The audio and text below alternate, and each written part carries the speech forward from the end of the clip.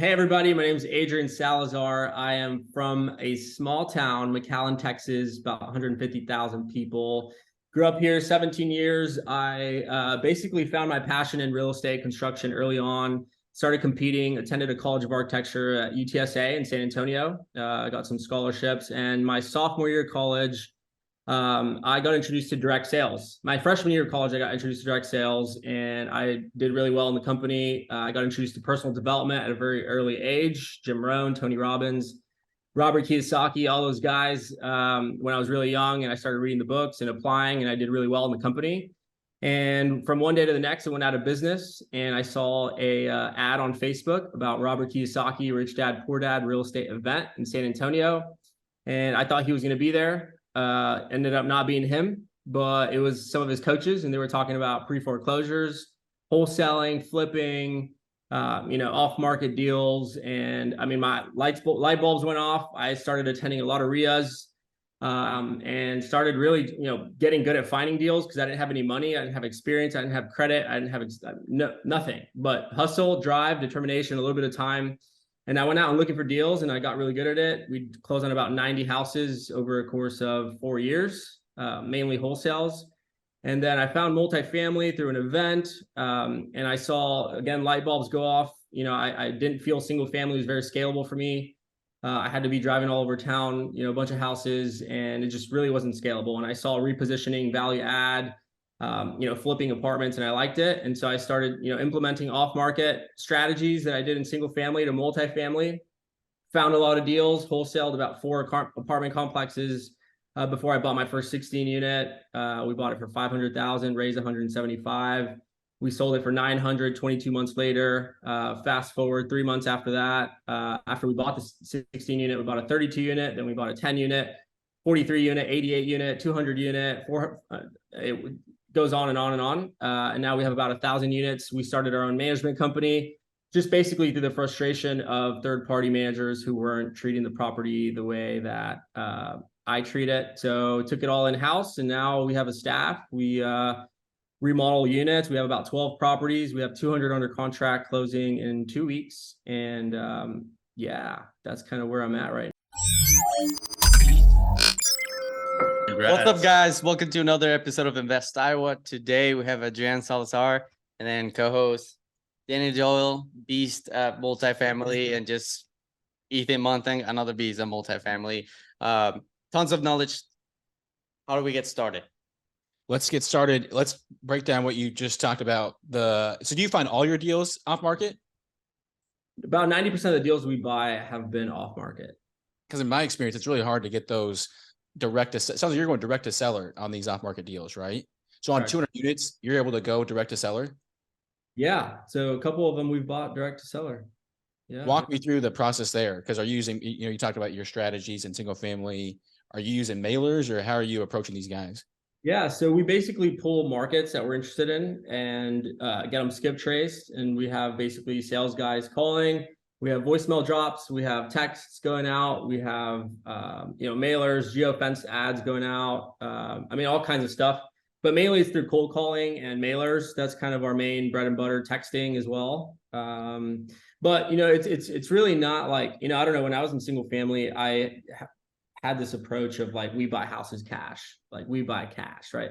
And with multifamily, it's different. I want to go call them and, create a relationship. So most of these deals, of these off-market deals, quote unquote, that I have closed on have been a process. Like it's not, from one day to the next that they say yes. Like, I become their friend first, I give them value, and then later on they're open to selling.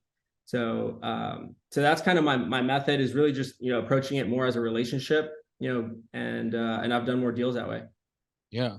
Let's rewind a little bit here too. So walk me through like your sales funnel. So you're sending out drip texts, cold calls, mailers. At what point, let's say your sales team is getting in touch with them, at what point do they get to you? So basically we created our own platform, our own Podio workspace. It's all been, it has triggers, automations. It's tied to, calling. It's tied to texting. Everything is in this CRM that I built out.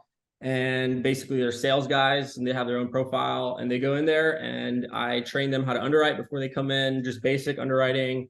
I train them how to, run comps, look at, put it all together in a Loom video. So basically these sales guys that they generate a lead, they, figure out if it's at least something worth looking at. And if it is, then they create a Loom video and I train them how to run the comps, how to do everything. And they basically sell me the Loom video in 10 minutes.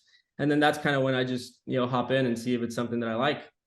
And that's kind of the process. I run them through training programs, like, different gurus that I bought into their courses. And so I basically bring them onto the team, make them watch the videos, train them, ask questions, take notes. And I have basically a 90-day action plan for all my sales guys.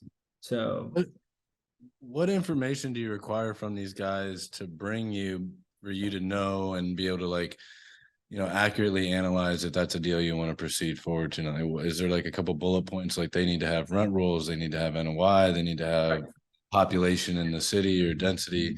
What are those checkpoints for you?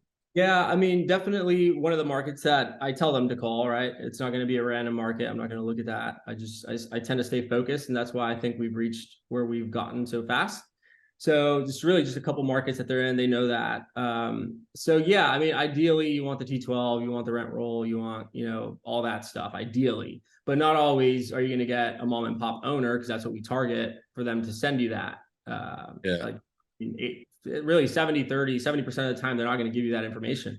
So over the call is where I have them, ask just ballpark figures, how many units are vacant, why are they vacant? Do they need work? If not, then, I'm not always assuming the actuals. Like sometimes I'll just, kind of maneuver it around and make the numbers work. But yeah, I mean, they get the more or less how many, two ones, two twos, three twos, one ones. What's the unit mix? That way you can run comps, and we basically create our own rent roll sometimes to be able to underwrite, because I don't want to wait until they send me financials. I tend to move pretty quick. So and I assume also, I mean, we have deals in San Antonio and McAllen and different markets that we, market to. So, I know what to expect on expenses. So I don't need the owner's stuff anymore. Not as much, but if they do, they send it, and that's great. So the sales guys know how to basically squeeze information out of the owners as much as they can while they're building rapport, and get me as much info I can to be able to underwrite it and send them a letter of intent. So that's kind of how I work. How many sales guys do you have working for you? Five right now. How many calls are they making a day? Like 100? Because typically rule of thumb is I make 100 calls Like 250 actually. a day. Each Yeah. of them. Each of them. Wow. That's incredible. That's So that's like its own separate company then. Yeah, that's like our acquisition department. And then I have a dispo department. So we wholesale as well. I have a 16 unit in Houston that there's like $120,000 spread on, that we found it off market. I mean, quick. So I already have buyers ready to go. I have like 3,000 buyers that I've built over a course of years. And I already know what they want. I already know what markets. I already know who to call whenever it's time. And I've already done deals with multiple of them. I don't have to blast it like a wholesaler. I don't have to, I mean, it's just a couple phone calls and it gets sold. That's incredible. Yeah, that's a good system. And So investors, and then I operate. yeah. Okay, so you have a sales team, you have a dispo team. What other arms of your companies do you have? Property management. Transaction coordinator. I mean, to help with wholesaling and close deals. So that transaction coordinator helps wholesale the deals and helps like our closings, like our syndications and our JVs and stuff. So she basically helps close all our deals. We have an accounting team, of course. It's all virtual. And Your accounting team is all virtual? Yeah. Found through Upwork or what? No, Google AppFolio specialists. They're AppFolio specialists. Yeah. And they do the AppFolio is bookkeeping, really nice. reconciliations. We have the investor dashboard as well through AppFolio. So we have our investor relations, people, confirming wires. Right now we're raising for a 200 unit. So he's all over the place, confirming wires, making sure the portal's set up, their documents, confirming, answering questions. And then me and my business partner, we kind of oversee everything. Your investor dashboard is on AppFolio? It's not like through Juniper Square or something like that? No, it's AppFolio, Investor Manager. Yeah, you can sign docs through there and wire funds too. They just released which is pretty cool. They just released to be able to send wires directly from the portal. Sweet. That's really cool. And then you have a construction management team as well, right? Yeah, so me and my partner, he graduated with a civil engineering degree. And so he started working for a commercial construction company out of college. He's 10 years older than me. So those 10 years he was working commercial construction as a project manager. He built high schools, hospitals, I mean, all kinds of big projects, leading the construction site as a project manager. So he has that experience. And then I graduated with a construction degree, and I've been working with architects for all my life. So I know how to do it. Me and him take control of we're basically the GCs. And then our managers, so like, our vertical integrated property management division is also like knows a little bit about asset management and knows a little bit about construction. And they can, go in there and make a scope of work. They can go in there and, quality check. They can go in there. They're trained for that. They're hybrids, bro. Like they're hybrids. I train them everything. It's not just property management. I train them why when they know why you say certain things, they will understand, and they'll, like, if you don't tell them why, if you don't bring them into the asset management meeting sometimes, then they will never know. And sometimes these property managers like to be involved, and they feel like not a lot of people are, I don't know, third party managers. We've hired some people from other companies, and like the owners don't even talk to them. They don't even talk to them. They don't know who they are. They don't know why they do this. And so I share the vision with all my team, and they're all fired up. Right. That's the amazing. best asset managers are former property managers. Yeah. Why? Because of, like you said, they understand the business. They understand why. If you can have just a somewhat of a numbers, like a financial background or foundation, and then you understand property management, it just translates really well. You understand why you're doing what you're doing, like why raising the rent $75 without touching the unit with a CapEx dollar means so much. You just understand what raising NOI does for the valuation of the property. And then it's like, oh shoot, like I just did this. I just raised by getting this lease renewal and not having to spend $1 CapEx. I just raised the value of this property by 100,000. Insane, Correct.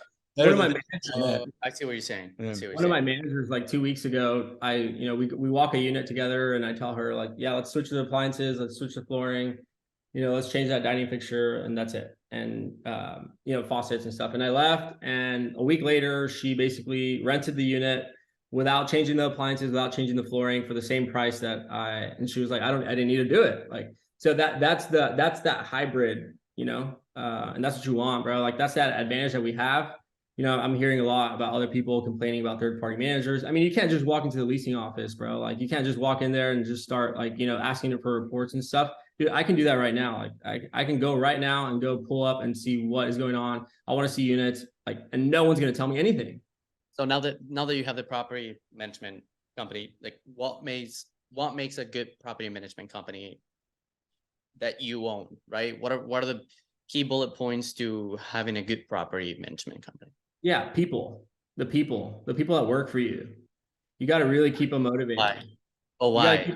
How do you keep them motivated? Because they're running your business, and they're the ones that, you're not there all day. They're there all day. They're the ones, greeting the tenant. They're the ones greeting anybody who walks through that door. They're the ones, in charge of everything. So you have to take care of them. I take them out to eat. I give them gifts. I give them great bonuses, incentives. I give them days off. We have good meetings. We're not always about business. I ask about their families. How can I help? There's a lot of ways to do it. Our regional manager, I just bought her an Unleash the Power Within ticket, Tony Robbins Platinum event. Like, I invest in my people. Like, $25,000 ticket. What is that? Unleash the Power Within, Tony Robbins in Dallas. Live event. What's the value of that ticket? Like 2,000. Yeah. 2,000. Nice. I was gonna break down your bonus structure for these, not for every person in your company, obviously, but like for key players in your company. How are you bonusing them? Because that's a big piece, right? Like you said, like caring about them, loving them, but then how you're aligning interests is critical. Correct. Yeah. So basically, some of the top players that work for us right now, they came to me. They came from another company, or I picked them up from another company, and they basically wanted to be more involved, like, with ownership stuff. Like, they want to learn how to buy a fourplex, bro. Like, they want to, sit in on the meetings with an investor that I walk through. Like, that's it. Like, that's all they wanted in the beginning. And I have been over delivering on that by far. I keep them involved on everything. And as far as like the bonus structures, it's occupancy collections by a certain day of the month, and they get, you know, $300, $400. The property managers, the regional manager makes $100 per property for every time that the property is 95% occupied by the 23rd of the month and 95% collected. So that pushes them. They get leasing fees, $150 a leasing fee. They get lease renewal fees. And they're graded based on how much they rented the property. So if they rent it for more, they can get more. If they rent it for less, they get less. So they have incentives to do that. I also track their expense ratios. So I like to keep it right at 50. And so if they can hit those expense ratios, another bonus. If they hit, you know, for every quarter, if they have a consistent 95% occupancy, that's another bonus.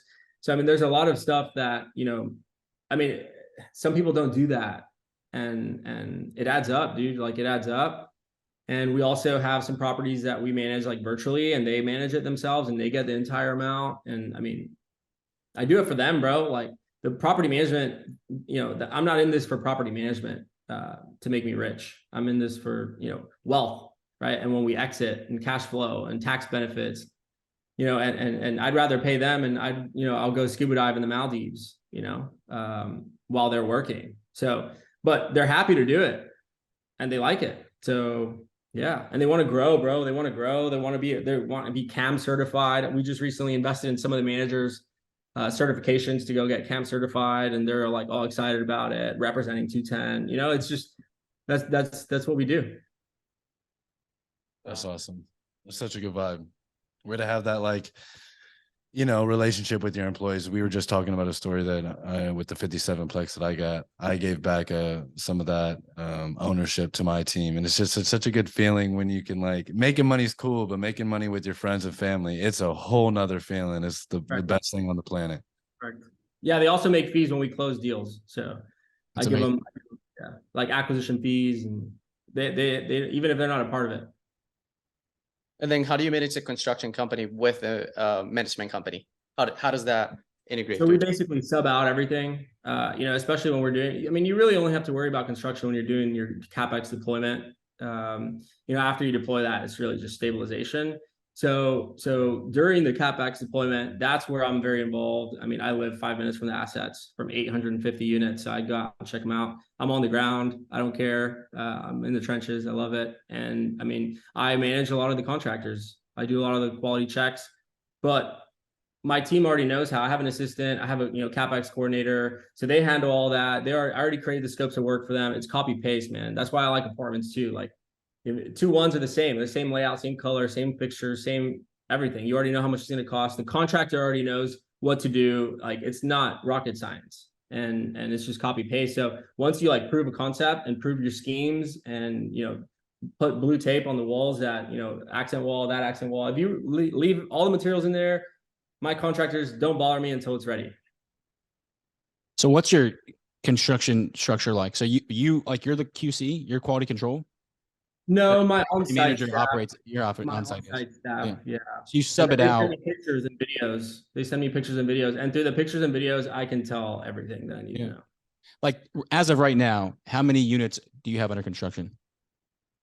We're remodeling like 25, probably 20, Nice. 25. And then any common area or exterior projects you got going on? We just finished, but we just bought that 72 unit with Dave. So we're deploying like 500K right now. But we did the partnership basically. You know, Dave got the deal, he found it. And because we're local here where the deal's at, and I mean, we have the best management, in my opinion, in the entire city. So David wanted us to run it, but I don't want to run it and run the risk of, I don't have a license. We're not property managers, licensed property managers. So the way you get away with that is if you're an owner. So we partnered with him, and we just do the management. So he has a team doing the CapEx. And so we go out there and, you know, just kind of help. Really, I don't get paid for the CapEx, but I mean, Dave's my boy. Like, I'll help him. Like, I know what people should charge in my market. So I'm not going to let people screw anybody over. Besides the 25 properties that you said that you're under construction right now, what do you got going on in terms of this year? Yeah, so I have a 200 unit. I have a 200 unit in San Antonio closing on April 27th, in about 10 days, 10, 13 days. that we're closing a gap in on funding is probably one of the hardest ones we've ever done. And then we have 100 unit, we're raising 4 million for, and then basically I have that wholesale deal. I have a couple wholesale deals in the works, 42 unit in Dallas off market that we're looking for a buyer for.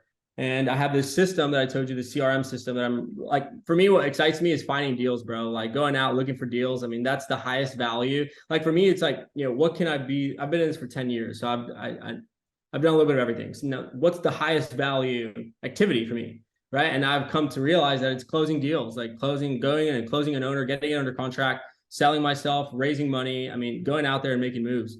So the adrenaline rush for me is looking for deals off market and wholesaling them and making about $250,000. I mean, just stack up the cash. That way I'm ready to buy at the end of the year. So basically I want to wholesale, a lot of deals Q2, Q3, and stack up the cash and buy Q4 when everybody's in a shitty situation, unfortunately.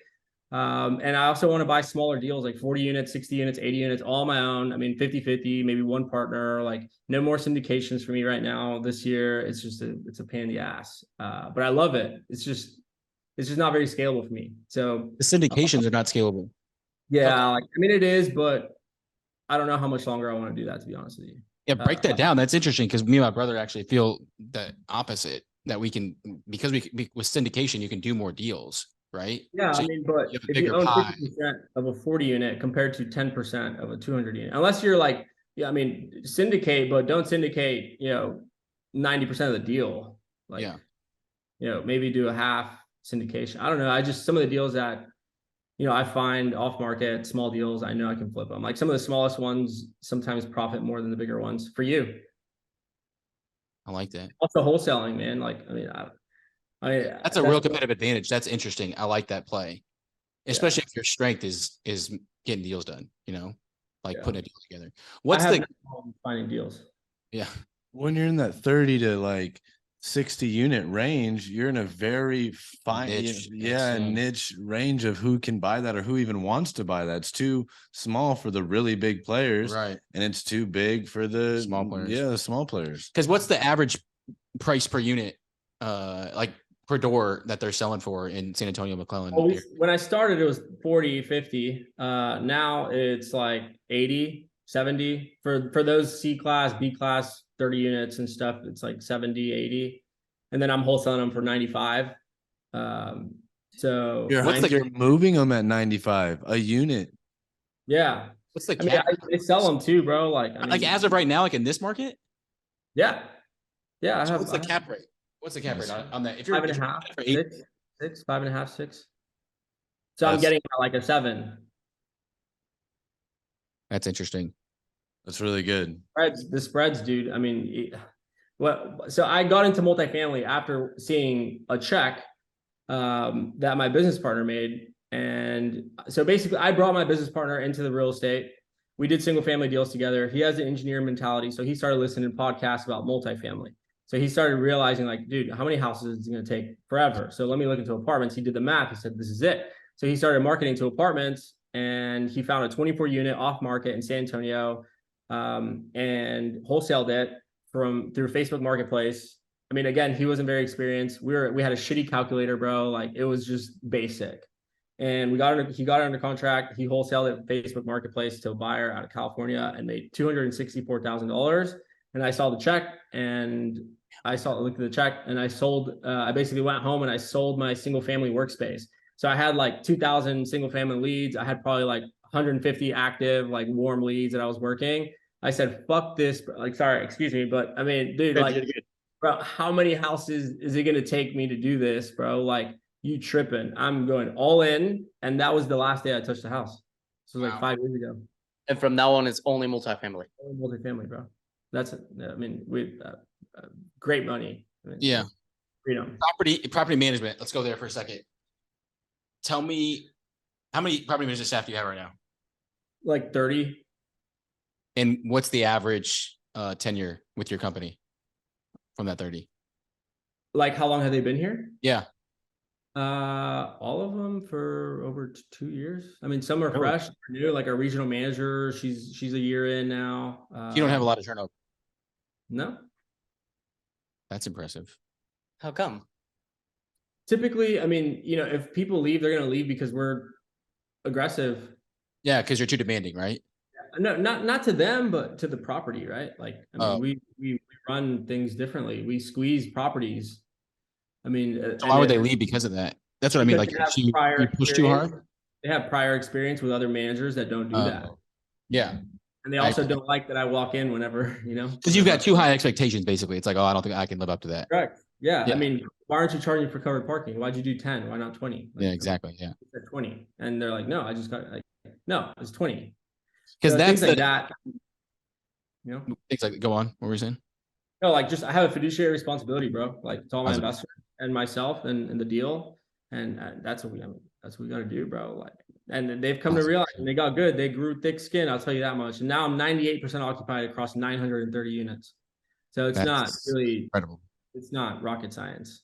Right. It's not rocket science, but getting people to show up and do their job at a high level, right? That's what I've experienced. And so, like, if you go to Grant Cardone and Robert Martinez, Yeah.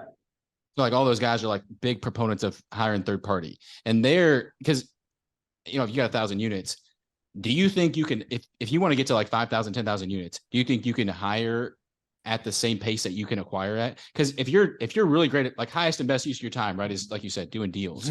That's So then if you're doing a bunch of deals, you got to hire a bunch of people to manage those deals, right? Do you think you can hire and train as fast as you can acquire? Not me. I'll just hire a HR person to do it. And you think they can? Yeah, I mean through screening. At what point do you get to that where you have to hire an HR person to do that? I mean, probably within this next 200 unit, we might definitely need to bring on that HR.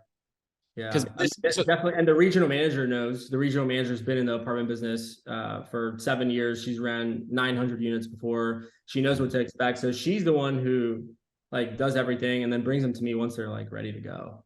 Yeah. Because this is what I'm kicking around right now on property management. Either going third party, because same as you, like our highest and best use is doing deals. And so it's like what we found is basically our property management company is that ended up being like a staffing agency. Because we're just trying to hire. It's like because it's saying we can train and we can set clear expectations and metrics, right? But then it's like finding the right people to fill those spots. We can't do it as fast as we can acquire. That's us. Obviously, it sounds like you've got something else going on there. So what I've thought about doing is either going third party or siloing the work. So like, you've got delinquency, right? You've got someone who's pick this apart, but this is my thought.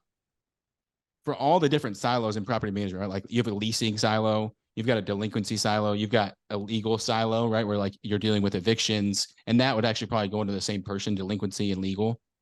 Right, because when their rent goes delinquent, then they would handle all that out till the eviction process. And the same with like non-compliance issues. So you have like a delinquency legal silo, a leasing silo, and then what we call an experience silo. So like they answer the phones and just like incredible on the phones, incredible customer service, just like any like call center would be. Answer the phone with a really high energy, high voice, and know how to solve problems with them.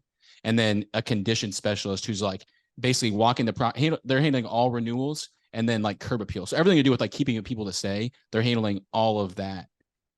And so we'd basically silo out all their work. Basically like corporate America. You know how corporate America, it's like one person's doing 2 or 3 things, but spread out across a large like unit mix or project, What are your thoughts on that? So I mean, a couple things came to mind. So we definitely use some manager, like one manager manages 4 properties. So from home base at one property. Yeah. So she gets paid extra by managing more units. So it's in her best interest. And we have virtual assistants who do a lot of leasing.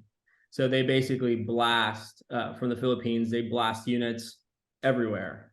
They respond to people. They set up Google Calendar events with the manager or the leasing agent who's on site.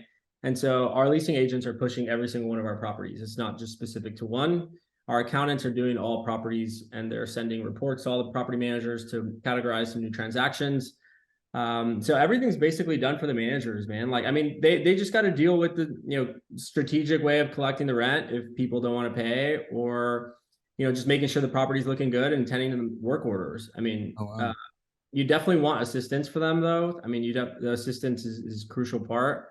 And also, so one thing, I mean, maybe you haven't thought about it this way, but you can use the revenues from your property management company to get you lines of credits and to also get you like Lowe's discounts and points. And so basically you can leverage. What I've done is go to the bank and say, hey, we're running $600,000 through your bank, bro. Like what's, are you going to give me something I like, or am I going to have to go somewhere else? And you can use that as leverage. And also our property management company, like it is profitable. It's not all break even. I mean, we do profit from it. And I mean, we profit from it because we run the staff and we run everything. Yeah. So you can So set your it up accounting- and really profit. So your accounting team handles delinquency. No. Oh, I thought that's what you're saying. You said No, like some reports. No, so we have another VA department that does like 30-day notices, eviction notices. They type them all up. They send the text reminders to all the residents if they're late or haven't paid. The VA is texting them. So I mean, We we pay use those VAs. $3, $3.50. $3.50 an hour. Well, but That's it's what I thought. We pay $4.25. So that's interesting. It's a lot of money. And you have, We have them blasting. I mean, they create Canva designs of units and flyers, and they blast on everywhere, bro. Like a Facebook Marketplace, every single one of our units is everywhere. In a different format. We've learned how to bypass their scamming posts. We create different content. Good. Maybe I can talk about that offline, but That's pretty clever. Yeah, I was just thinking that in my head. yeah, sometimes they block the posts if you post too much, but I've found a way around it. That's really cool. Wow. Are you doing a mastermind or anything? Are you doing any coaching?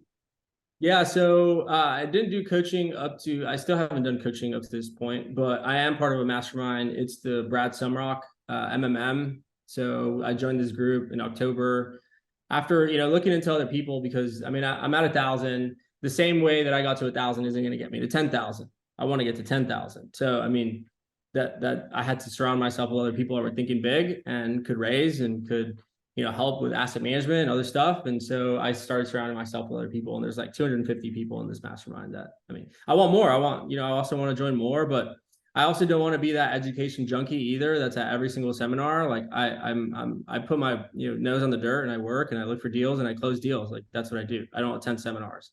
I go for the masterminds and meet people and I leave. Yep. Interesting. So what are you taking your company now? Like in the future, what do you forecast in the next year and the next 5 years? Yeah. So first off, these 2 deals we're buying, I mean, I want to, take them off the ground, launch them, have everything ready to go, the plan, sharpen the axe. Probably that'll take 30 days. And then from there, that was the 200 plex, right? 200 and 100. So we're closing on 300. Yeah. And then, basically take off, put the plan together. And then I want to go on a trip. So I want to do like a 1.5-month trip somewhere, Egypt. We're talking about traveling, bro. This is the time. Oh, bro. I'm doing yacht week in Greece this summer. You should come. This is the time of the year when my body starts shaking up a little bit. I need to go. Get ready to bounce.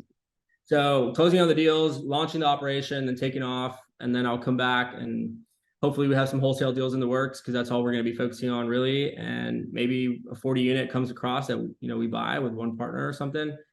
And then we're also going to work on our fund and also sharpening the axe on operations. I can't leave that out. I mean, there's a lot of stuff that we need to refine. There's a lot of stuff that requires our attention, especially during times like this. You want to make sure you're focusing on your ops. And so definitely want to do that.